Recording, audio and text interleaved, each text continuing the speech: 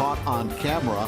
They target cars in the middle of the night for solely one thing. Beach, California. The man walks up to the car and using a small box, opens it. The thieves are taking your pickup tailgate and they're going to sell it for cash.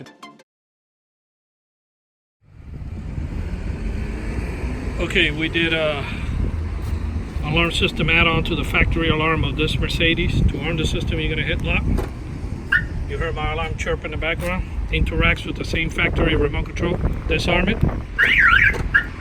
Okay, that turns it off. I'm gonna arm it again. Locks your doors.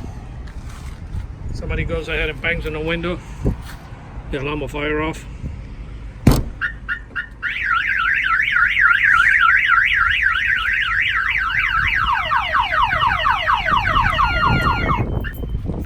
Okay, the next truck we did is this bus to pick up all the older folks, take them to the medical center and back. Pretty nice operation here. Basically, I'm gonna go ahead and arm the system. The alarm is armed. It's got that antenna on the top. If somebody tries to bust out any of the windows here, fire off the alarm. I'm gonna go ahead and shut off the alarm panic button. If you hold it down, you can fire the alarm off. Comes with 2 remote controls. You know, it pretty much picks up if somebody opens that driver's door, it will fire off, and you know, this door right here, there's no handle, but if they do bust the window to get in, the alarm will fire off.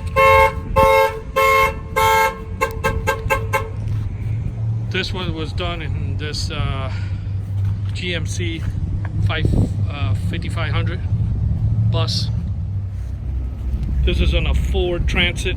Went ahead and installed the alarm too. So alarm, you're gonna hit lock, locks all the doors, disarm it, unlocks all the doors. It's got panic button.